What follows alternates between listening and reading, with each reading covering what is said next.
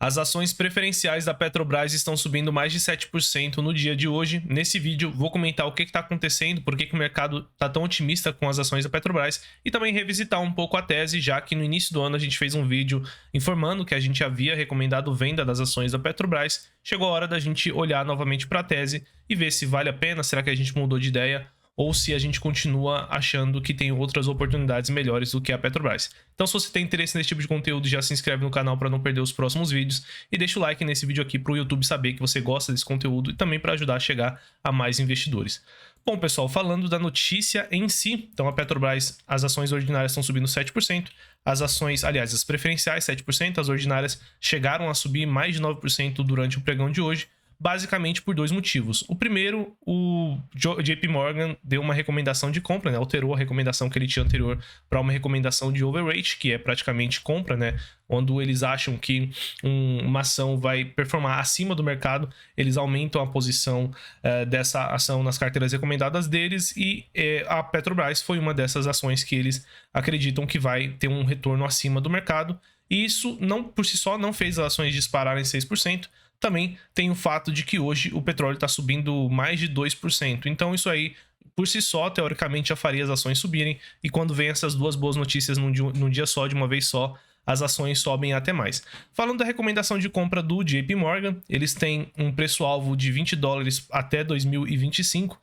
Então um cuidado que a gente tem aqui a respeito desse tipo de recomendação é que geralmente as corretoras e os grandes bancos eles não têm uma recomendação como a gente tem aqui no GA, pensando em médio e longo prazo. São recomendações com base em preços-alvos de, no máximo, 12 meses daqui para frente. Então, só pelo fato deles terem um horizonte menor do que o que a gente tem aqui nas nossas recomendações, isso acaba mudando bastante o método como a gente investe. Então, eles buscam esses retornos, né, esses potenciais de retorno maiores no curto prazo e a gente está preocupado no fundamento da empresa no médio e longo prazo e é por isso que a gente discorda um pouco aqui da recomendação do JP Morgan, mas eu vou explicar para vocês o porquê. Então, eles acreditam que o preço-alvo é esse, com potencial de 38%, considerando os dividendos que a empresa pode pagar, chegaria a 60% de retorno em até um ano, e eles acreditam aqui que, apesar dos planos de investimento, a Petrobras vai conseguir seguir pagando dividendos, bons dividendos e seguir o seu plano de investimento que eles têm para investir mais de $100 bilhões nos próximos 5 anos. Com isso aqui a gente até concorda, a gente acha sim que a Petrobras vai seguir pagando dividendos, até porque a Petrobras é importante demais para o governo, principalmente, né, para o recebimento ali de dividendos no caixa do governo para programas sociais, então eles não vão deixar de pagar dividendos. Talvez vão ser menores sim, e também pelo fato de o preço da Petrobras ter subido nos últimos anos, o dividend yield não vai ser mais aquele dividendo que a gente chegou a ter no passado de 30%, 40%, mas vai continuar sendo um dividendo interessante aí para quem é acionista da empresa. Lembrando, pessoal, que apesar de a gente continuar, talvez de certa forma, um pouco cético aqui com a tese da Petrobras, a gente não tem nenhum problema com o investimento na empresa. Inclusive, a gente tinha recomendação de Petrobras na nossa carteira de dividendos. A gente entrou lá em 2021, mais ou menos outubro, novembro de 2021 foi quando a gente fez uma recomendação de compra, né, e colocou ela na carteira e fez outras adições ao longo do tempo. E a gente saiu da tese mais ou menos ali em agosto de 2023, tendo um retorno, considerando dividendos, de quase 160%, 170%. Agora não me recordo exatamente do número, mas foi muito parecido com o que a gente vê aqui nesse gráfico que eu estou considerando já o retorno total. Então a gente não tem problema com a Petrobras. Se for para recomendar de novo e a gente achar que faz sentido na nossa carteira e faz sentido para os assinantes, a gente vai recomendar novamente. No momento, não temos recomendação de compra para a Petrobras. Vou passar aqui rapidamente pelo resumo do resultado do segundo trimestre de 2024 para mostrar para vocês quais são as linhas que estão nos preocupando no momento e que fazem a gente ficar de fora da tese da Petrobras. Claro que desde que nada se altere daqui para o fim do ano, para o ano que vem, pode ser que essas preocupações deixem de existir e a gente analisa de novo, muda a nossa opinião, pode até recomendar a compra. Então, se você quiser saber disso, tem que acompanhar o canal ou se tornar assinante nosso. No momento, o que preocupa a gente, né? Algumas coisas aqui no resultado. Primeiro, a empresa segue perdendo margens. Então, quando a gente compara com o primeiro trimestre, o preço do dólar subiu, né? O dólar subiu 5%, mais 5%. O Brent subiu cerca de 2%. Isso faria com que, teoricamente, a Petro tivesse um resultado melhor. Mas a gente olha que o lucro bruto dela quase não saiu do lugar, pouco mais de 0,5% de alta. e o EBITDA ajustado recorrente dela também só cresceu 1,3%.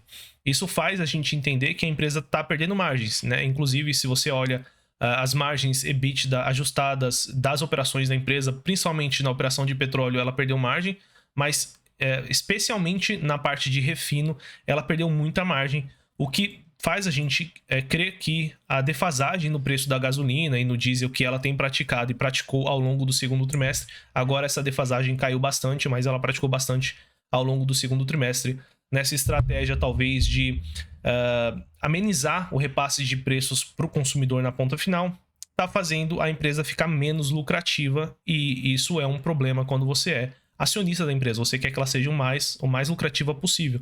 Então a defasagem chegou a 19% ali no finzinho de junho, né? Então pegou o segundo trimestre quase inteiro com uma defasagem bem alta, e isso prejudicou o resultado para o acionista. Então a gente prefere investir em empresas que têm uma certa preocupação mínima ali com o resultado para o acionista, tá?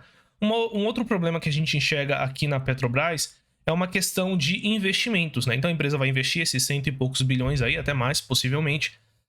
E não só esses investimentos estão aumentando a dívida da Petrobras, então no segundo trimestre do ano passado a dívida líquida era 42 bi, subiu para 43, subiu para 46. A dívida líquida em relação ao EBITDA está subindo porque o EBITDA vai cair por conta principalmente dos preços do petróleo, né? Então ela fez muita dívida ali quando o petróleo estava 100, né, 120 dólares, e agora o petróleo está caindo. E se o petróleo seguir caindo, né, que a gente, nas nossas premissas para as petroleiras, a gente considera um petróleo em queda no médio e longo prazo, então, na nossa expectativa, a dívida da Petrobras aumentaria. Mas isso nem é o maior dos problemas, é uma dívida ainda muito tranquila, ela poderia trabalhar com 2 vezes, talvez, de forma bem tranquila. O problema aqui é que a gente já até falou disso em outros conteúdos, a tendência é que a Petro fique menos rentável daqui para frente.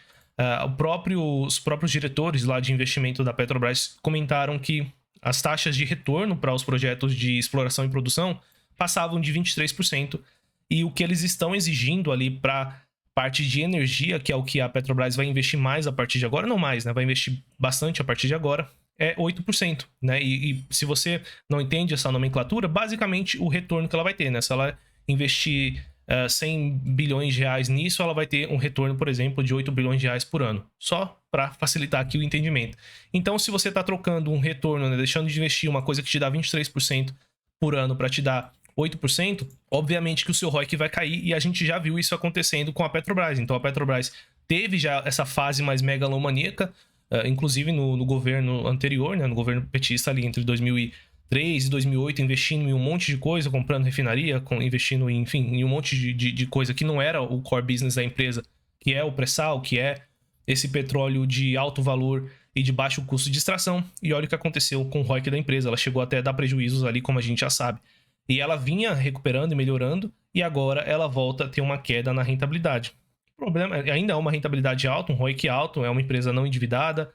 Obviamente que o petróleo caiu aqui, então isso também impacta o ROIC da empresa. Mas se ela continua tendo uma queda em rentabilidade e um aumento, né, no seu endividamento por conta desses investimentos, e a gente tiver uma manutenção no preço aqui do Brent, ou um Brent em queda, possivelmente ela começa a entrar numa situação mais complicada, de o lucro cair muito, né, de a rentabilidade, a margem cair muito, o endividamento começar a pesar na empresa, e aí você pode também imaginar que o Brent vai subir. Só que, como a gente não está numa empresa privada como a PetroRio, como a Recôncavo, como a 3R, que simplesmente vão repassar, será que se o preço do petróleo subir, essa gestão que segura essa defasagem vai repassar também para o consumidor? Então, talvez o Brent subir não seja nem positivo para a tese da Petro, né? Então, você está investindo numa empresa de petróleo que não se beneficia da alta do petróleo no longo prazo. Então, são basicamente esses os motivos que hoje afastam a gente da tese da Petrobras, mas, como eu comentei com vocês, nada impede de a gente enxergar que no próximo resultado ou no quarto trimestre a empresa mudou, esses investimentos estão fazendo mais sentido, a dívida está controlada, a empresa segue tendo diligência, segue melhorando margens, mas por enquanto não é o que tem parecido pelos últimos resultados. Lembrando que não é porque a gente não está recomendando Petro que a gente não tenha outras recomendações. No mercado financeiro a gente tem que fazer escolhas, não dá para ter todas as ações de uma vez só. Então toda a escolha que você faz é uma renúncia, né? Então se a gente deixa de recomendar Petro é porque a gente acredita que tem outras empresas que são melhores oportunidades no momento. no caso aqui na carteira de dividendos. Então a gente tem várias empresas recomendadas de vários setores, inclusive empresas aqui no setor de petróleo, gás e combustível, que não é a Petrobras. E só para vocês terem uma visão do retorno, a gente continua tendo aqui um retorno consistentemente acima do Ibovespa, com rendimentos mensais, e os assinantes gostam bastante da nossa carteira de dividendos. Se você quiser conhecer, é só clicar no primeiro link da descrição desse vídeo que você vai para um grupo que todo início de mês normalmente a gente manda um cupom de desconto para você assinar o nosso plano anual com acesso a todas as nossas carteiras num único plano. Se você gostou do vídeo, não esquece de se inscrever no canal e deixar o like para ajudar a chegar a mais investidores. Eu vou ficando por aqui, bons investimentos e até o próximo vídeo.